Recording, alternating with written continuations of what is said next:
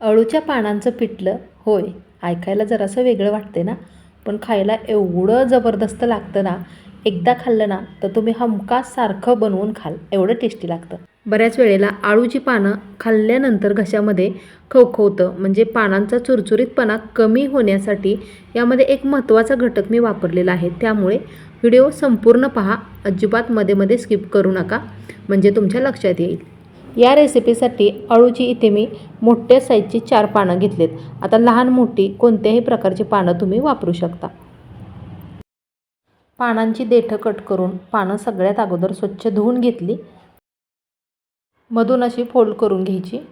पिठलं आपण बऱ्याच वेळेला वेगवेगळ्या प्रकारचं खाल्लेलं असतं, पण अळूच्या पानांचं पिठलं कधी तुम्ही खाल्लं का हो?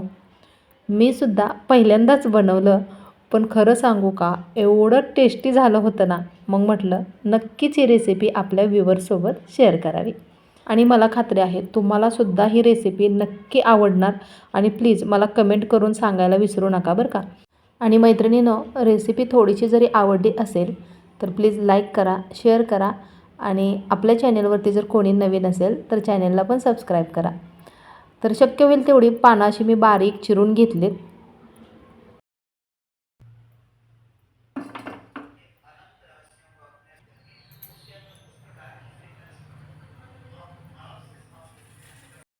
कढईमध्ये 1 चमचाभर तेल गरम करण्यासाठी ठेवायचे. तेल तापलं की त्यामध्ये मोहरी घालायची.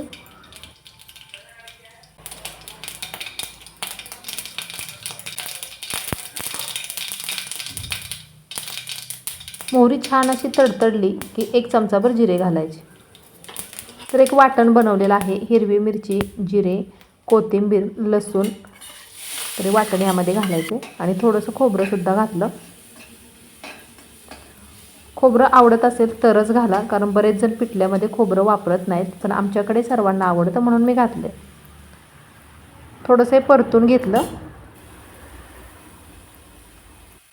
आणि लगेचच यामध्ये चिरून ठेवलेली अळूची पानं घालायची. पानांचा कलर छान असा हिरवागार राहण्यासाठी यामध्ये हळद घालायची.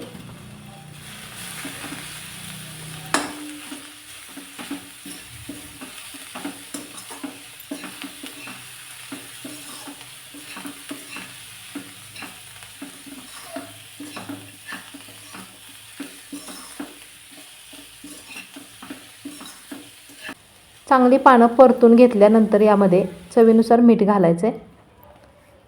मीठ घातलं की पटकन पानं सॉफ्ट होतात.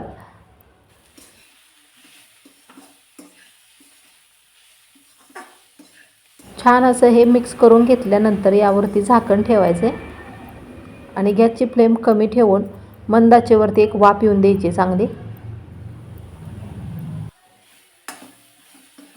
मीठ घालून झाकून ठेवल्यामुळे याला थोडासा मऊपणा आलाय.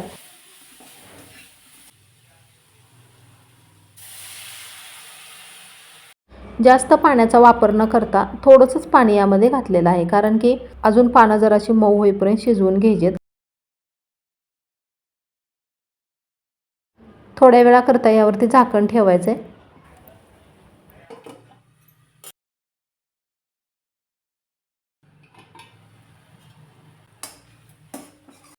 यामध्ये थोडंसं पाणी राहिलंय आणि तुम्हाला जर पातळच पिठलं हवं असेल तर पाणी अजून तुम्ही घालू शकता, पण शक्यतो जरासं घट्टच बनवा, म्हणजे खूप छान टेस्टी लागतं. तर पूर्ण पाणी आटण्या अगोदर यामध्ये घालायचं आहे बेसन पीठ.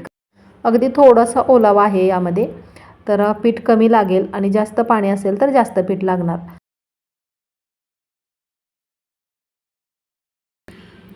तरी ते 4-5 चमचे पीठ वापरते आणि अजून जर लागलं तर अजून पिठाचा वापर करणार आहे. पण घट्ट पिठलं ना मस्त लागतं खायला, मोकळं सुटसुटीत असं. आणि रेसिपी काय अजून संपलेली नाही बरं का, अजून महत्त्वाचे घटक यामध्ये वापरायचे आहेत, त्यामुळे व्हिडिओ संपूर्ण पहा. पिठाच्या गुठळ्या होऊ न देता व्यवस्थित चांगलं हे मिक्स करायचे. आणि शक्यतो असा छोटासा झाऱ्या वगैरे घ्या, त्यामुळे गुठळ्या जरी झाल्या तरी अशा फोडून घ्यायला मदत होते. तर इथे मी झाऱ्याचाच वापर केला आहे. गॅसची फ्लेम मात्र कमीच ठेवायची आणि मंद आचेवरती चांगलं हे आता मिक्स करत आपणाला परतून घ्यायचं आहे.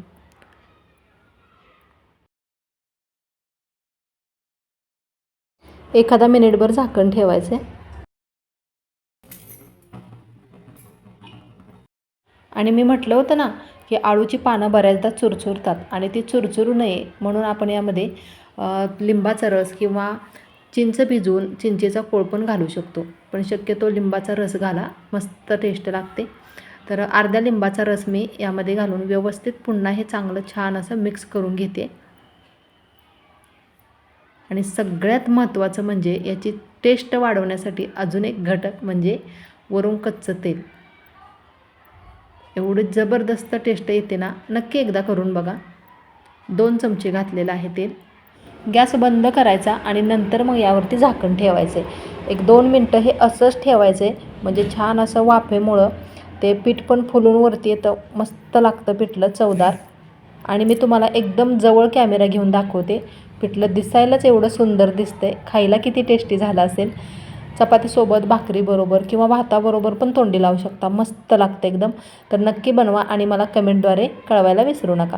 चला तर मग लवकरच भेटते तुम्हाला अशाच नवीन छानशा रेसिपीसोबत पुढच्या व्हिडिओमध्ये.